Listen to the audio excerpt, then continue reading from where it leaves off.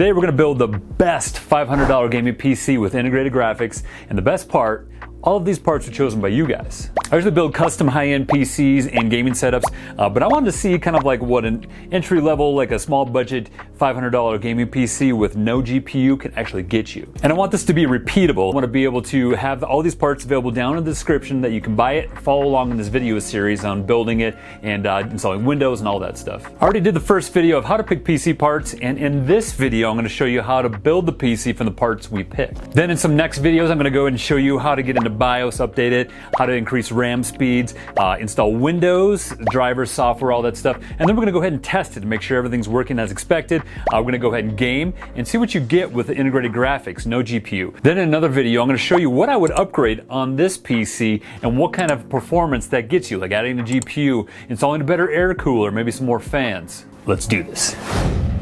The CPU we chose was the popular Ryzen 5 5600G, and the G means that it has integrated graphics. Now this one actually includes an air cooler, a stock air cooler, so we're going to go ahead and use that to save money. The RAM we chose was the Corsair Vengeance Pro. We chose to go with RGB. Now if you want to save some extra money, you can choose an LPX, which is non-RGB. This one is DDR4 3200 megahertz frequency with CAS latency of 16, and it's got two sticks, 8 gigabytes for a total of 16 gigabytes minimum for gaming. Motherboard we chose was the ASUS TUF Gaming, the A520M plus Wi-Fi. Now the main reason why we kind of chose this one is it has BIOS flashback, and that comes in really handy when you don't need a CPU or GPU or anything like that to update the BIOS to get it working. And then also this one supports our RAM, it supports DDR4, supports our RAM speeds at 3200 megahertz. It also has integrated Wi-Fi, so if you need to connect up to Wi-Fi, this board supports it instead of buying a USB Wi-Fi antenna. It's also a PCIe 3.0 board, so that means that we got a PCIe 3.0 NVMe drive, so we got the crucial P3 1 terabyte. Powering this whole thing is the Antec Neo Eco Gold, 500 watt, more than enough power to power all these components. And lastly, the case we chose is the Montech Air 100. Now this is a great case because it has 4 included RGB fans, mesh front for nice airflow, and it supports the micro ATX motherboard we bought, and the cherry on top, I talked to my friends at V1 Tech and they pimped it out into a Fortnite theme. So when I go to sell this PC, when we're all done with it, you can choose kind of like the standard black Montech Air 100, or you can go with the Fortnite themed painted case from V1 Tech, no extra charge. Let's build this thing. Before we get started, I do want to mention that PC building is not hard. You'll realize that connectors and a lot of other things are made to only fit kind of like one way. You shouldn't force things. Most of the time you shouldn't be struggling when installing these parts. And really the only thing that you need is a screwdriver. First thing we're going to do, we're going to take the motherboard out of the box, take it out of the anti-static bag, and put it right on the anti-static bag on the box. Next we're going to take our CPU out of the box, and be careful with this. Make sure that you don't touch the pins on the bottom, only grab from the sides, because AMD chips have pins on there that you don't want to bend, and Intel has it on the motherboard.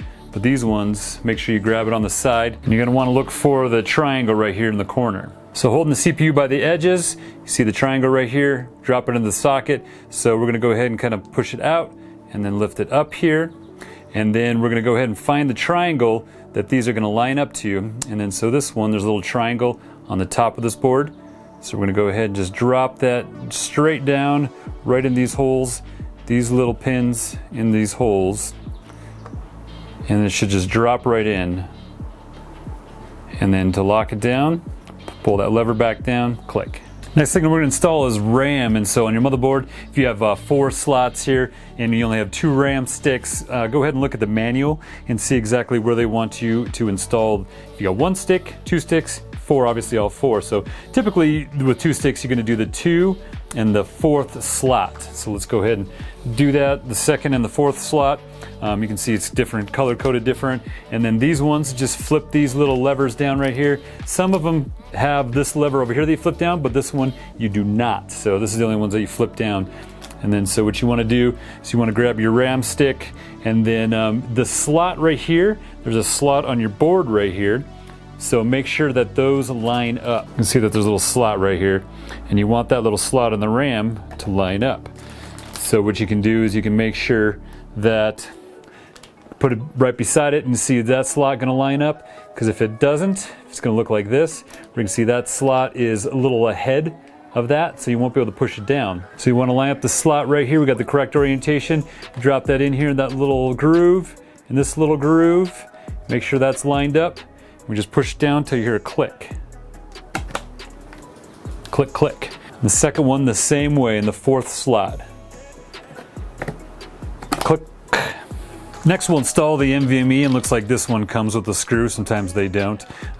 So what you're going to do in the motherboard box, you're going to go ahead and you're going to look for this little bag, and has this little standoff right here that we need that the NVMe will sit on. And so it also has a screw. And we can use either or, the motherboard screw or the one that comes with the NVMe. But take out this little standoff here, and what you're going to do, here's where the M.2 slot is right here. I usually kind of put this in and kind of see where we need to install this, but it's probably right back here. And so see this little groove right here, the little groove right here, and you want to put it, install it in like a little angle, like 45-degree angle or something like that. Kind of put it in right like that. Kind of push it down just a little bit. You can kind of see, yep, that's exactly where you need to put that little standoff. So we're going to remove this, and this little standoff right here is going to go in the third one right back here. So it's nice and tight. I'm going to go ahead and grab our NVMe again, that little groove at a slight angle, push it in a little bit.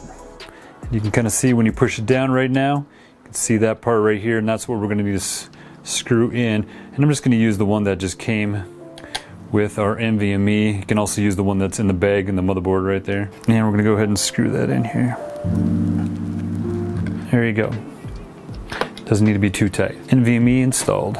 All right, the last thing I usually do is the CPU cooler, because it's usually bigger, and I like to put the smaller parts in here real quick.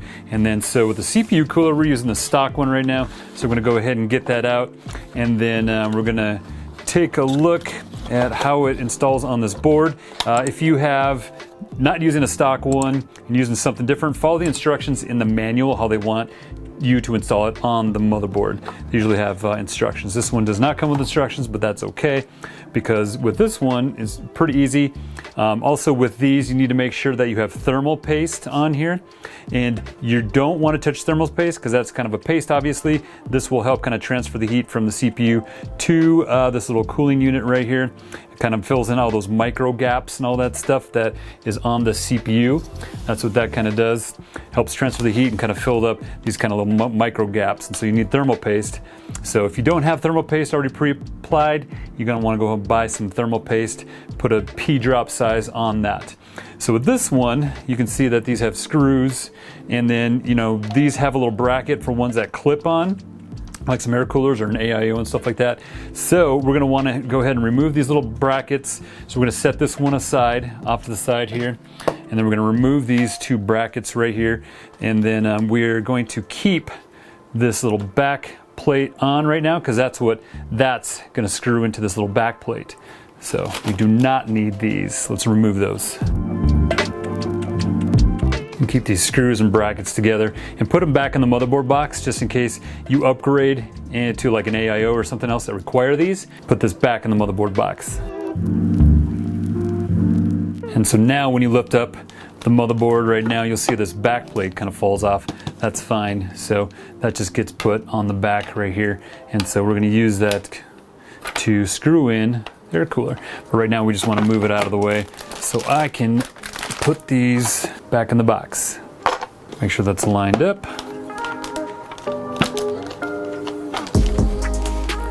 All right, without touching the thermal paste on the bottom right there, with this particular stock cooler, looks like it has a little protruding AMD thing, and so you can see kind of like where it lines up with these screws right here. These are kind of like shorter, this is a longer area, and so you can see with an AM4 socket, this is the long side, the short side, so it looks like we have to install it right here. But as you can see, this will shoot out into, like if we have 4 RAM sticks, this would basically be in the way of that 4th RAM stick. So we're going to install it like this. And so what you want to do is you're going to drop it down right on top of those screws right here. And then we're going to go ahead, put it down right here, and then we're going to screw that in. And the way you want to screw it in is you want to go with crisscross that way. So, and just slowly tighten like here.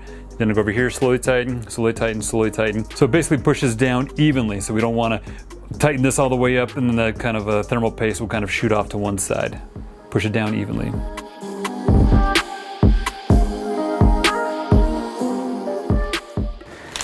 Make sure it catches in that little screw. Make sure it catches while you're screwing it down. All right, it's fully on. Now what we want to do is we want to take this cable and plug it into the motherboard on the CPU fan header. And so look on your motherboard to see where that's at. Typically, you know, it's around here. And in this one, you can kind of see on the motherboard it has some writing right here. It says CPU_fan, and this is also a different color. And what we want to do is we want to take this connector right here. You can see it's got some grooves in it right here. And we're going to go ahead, and there's a little lip right here, and so this groove right here is going to go around that little lip. Plug that into that 4-pin fan header. Just like that. And I don't like how this cable's so loose, so I want to tighten that up for some nice cable management, make it look a little cleaner. So if your motherboard, sometimes motherboards come with zip ties, you can use that. So get a zip tie or like a little Velcro strap or something.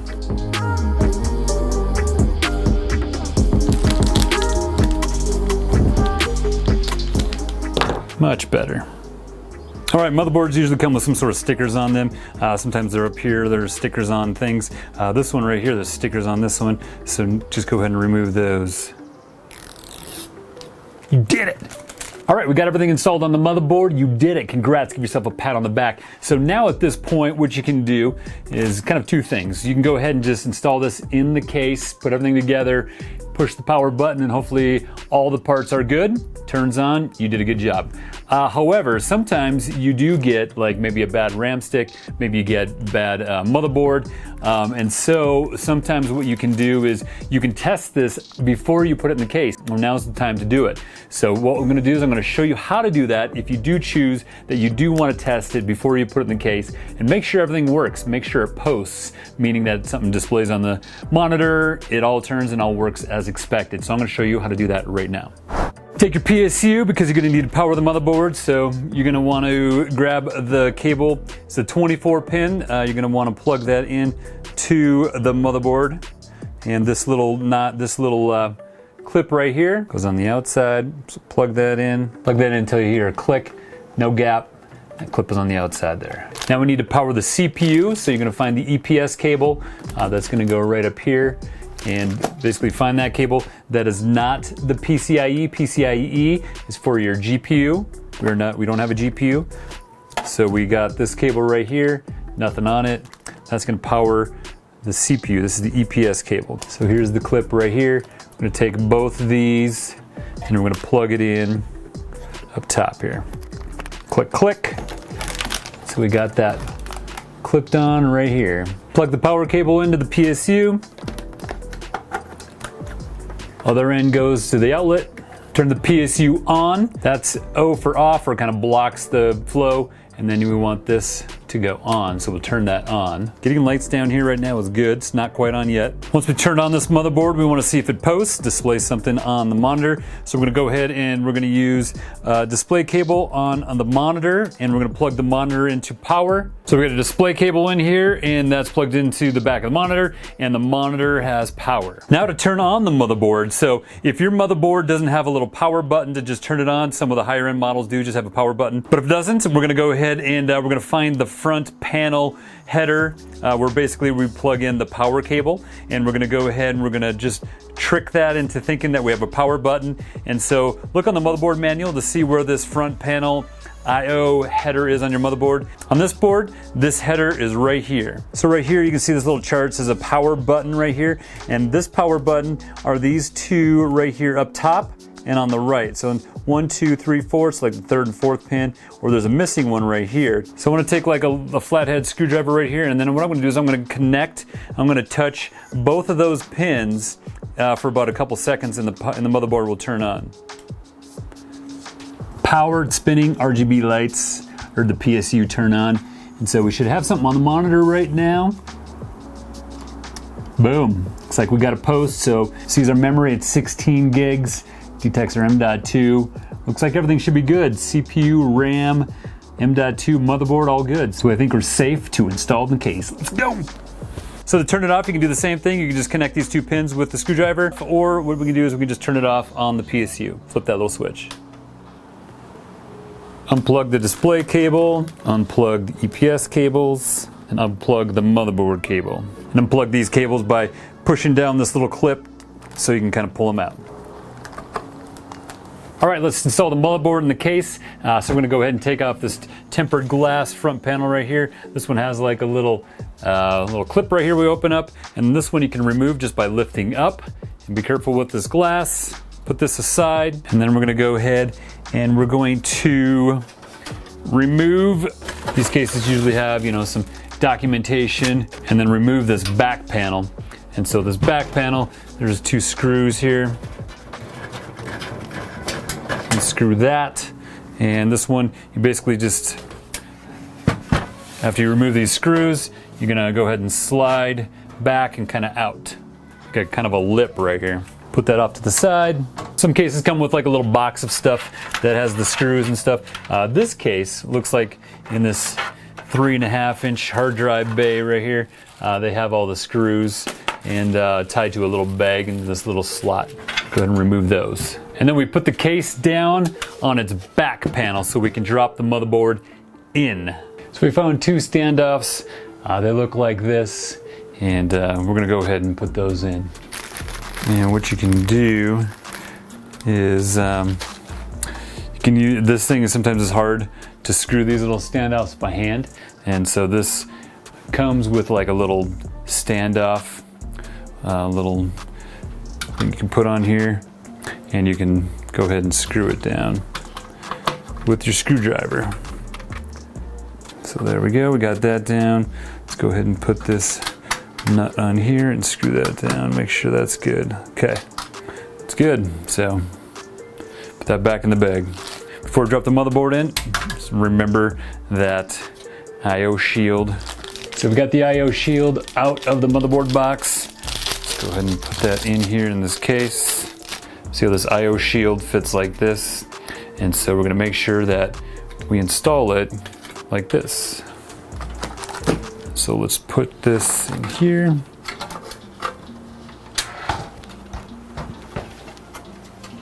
Just gotta kind of push up on it and get it up in there. And then the newer, the more expensive motherboards come with the I/O shields already pre-installed, already on the motherboard. So usually these cheaper ones, they have these I/O shields that you have to install prior. Make sure it's pushed all the way in. There's kind of like little bumps right here on the side that kind of make sure that this is in tight now. All right, we're gonna drop our motherboard on in right now, and then we're gonna make sure that this fan cable is over the top here, and we're gonna kind of put this I/O part in first, and then we're going to line up the holes right here.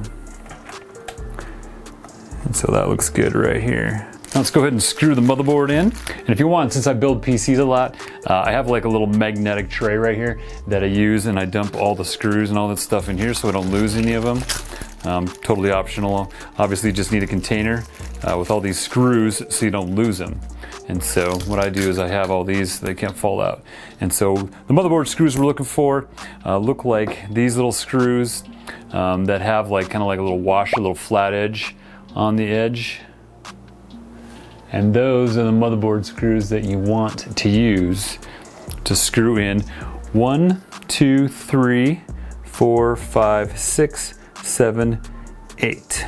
I'm gonna go ahead and screw those in.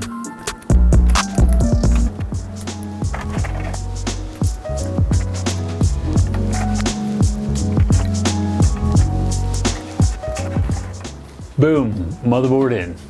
Next we're going to install the PSU here, but let me show you something. So right here is a 3.5-inch hard drive bay where if you're using a 3.5-inch hard drive HDD, you would install it on this thing, and then you would go ahead and just slide it in here, and that's where you would mount the 3.5 inch. But I'm not using this, and so what I want is I'm going to remove this little whole enclosure here because when I install the PSU, I want more room for cables to sit down in here, and this takes up too much space.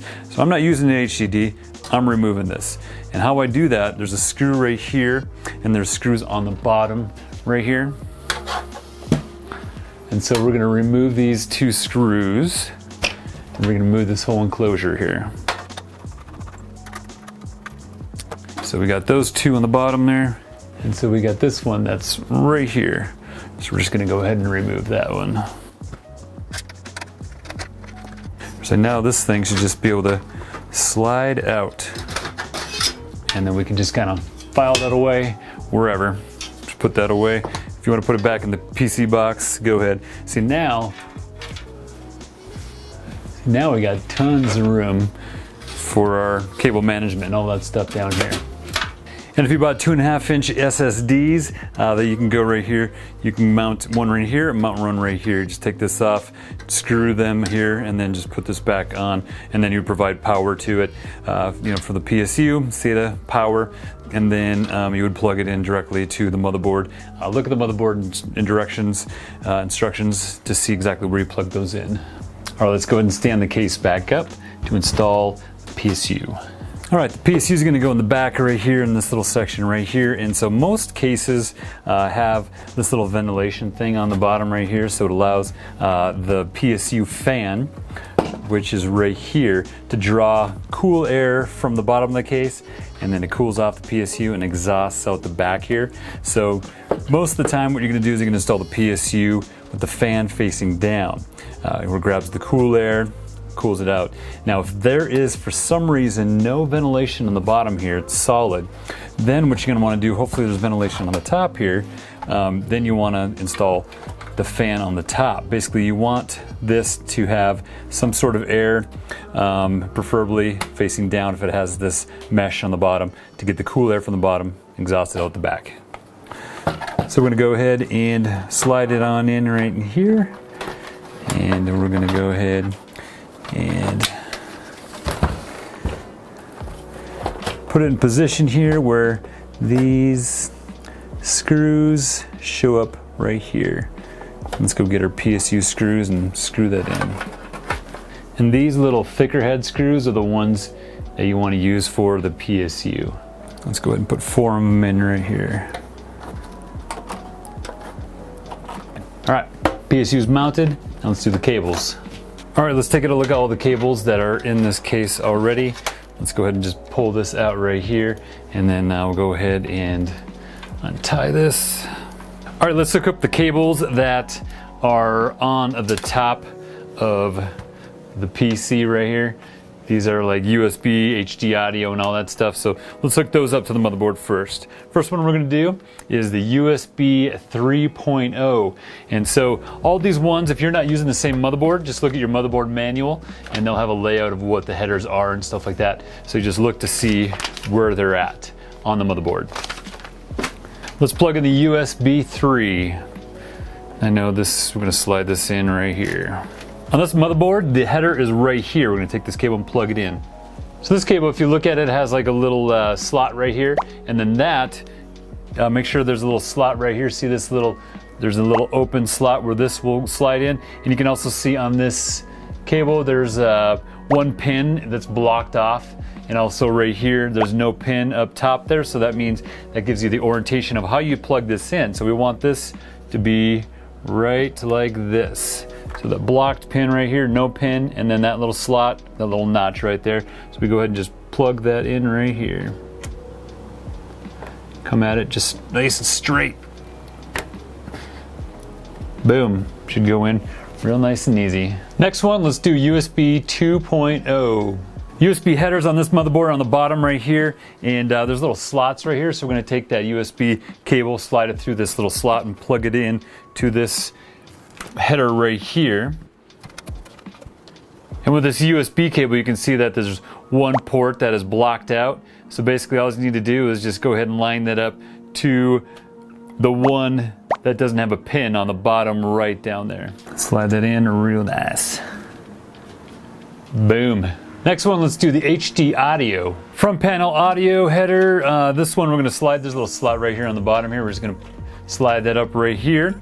With the HD audio, this cable is really pretty easy because the top one, because the top row, like this middle one, is blocked out. So the port is usually on the bottom there, and it usually says kind of like a front panel audio header.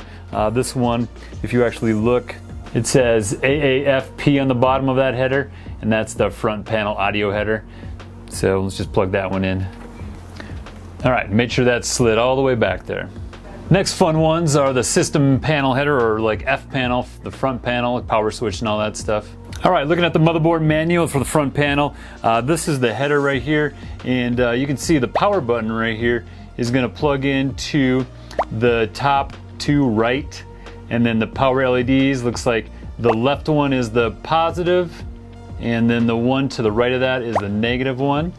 And then you have the HDD positive and negative. Positive is the lower left, and then the negative is the one to the right of that, and then the reset one is the two right next to that. These are usually the funnest ones. You can also see this header right here on the bottom. There's like some power button. There's like a little diagram too of where you plug it in. So I'm going to plug this power button into the top two right. It's labeled power switch, power SW. It doesn't matter orientation like this way, that way. We just need to connect those two because there's no positive and negative on this one, so don't worry about which way it goes.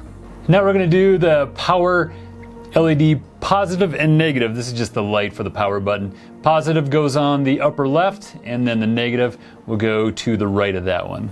The next one is the HDD LED positive and negative. So it looks like the positive, we're going to put that one on the bottom left. So it looks like this positive is on this side. And when it's done, it should look something like that.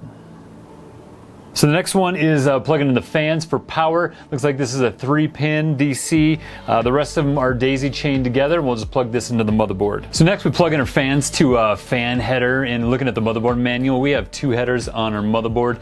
So there's one right here, but that one's kind of a pain to get to and kind of cable manage. So there's one also up top, right above the CPU fan header, and this one's labeled kind of like a chassis fan. So we're going to plug it up right up here so we can kind of run it up here and bring it down right here for nice cable management. Bringing the 3-pin fan plug in, you can see that there's little grooves right here on the bottom here, and then on this header right here, we're going to go ahead, there's a little slot right here. We're going to plug it into the 1, 2, 3 on the left. This far right one on the fourth one is basically if this was a 4-pin PWN where that fourth pin controls the fan speed. These fans look like you can't control the fan speed. Only time you can do it with DC is changing it with voltage, but we're not going to worry about that. So we're just going to plug this in to the first 3 on the left where that little groove on this header fits in the grooves right here. Just like that. So it goes on the first 3. All right, now we need to hook up this RGB hub to the motherboard so the motherboard can control the RGB. And here's the cable on the bottom here. Just look for the one that's kind of zip tied.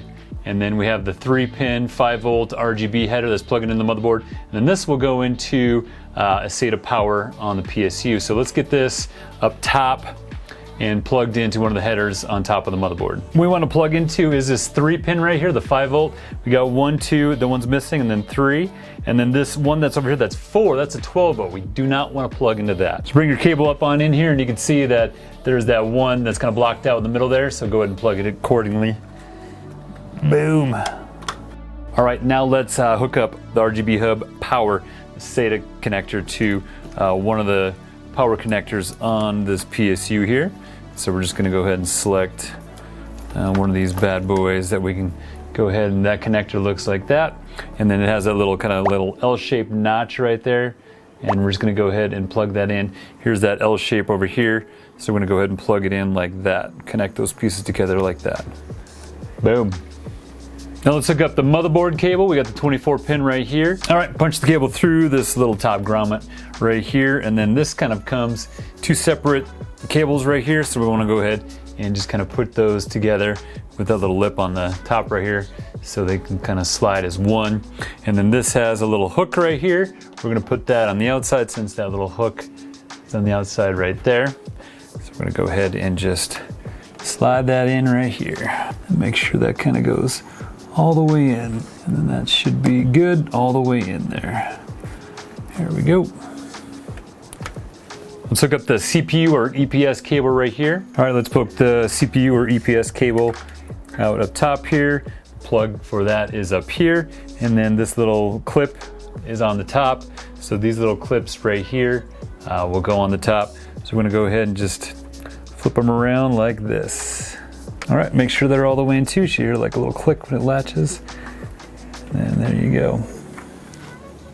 And we're not gonna use the PCIe, that's for the GPU. We'll get that later and then we'll use this, not right now. All right, let's go ahead and tighten all these cables up, or you can just kind of shove them in. I'm gonna tighten them up.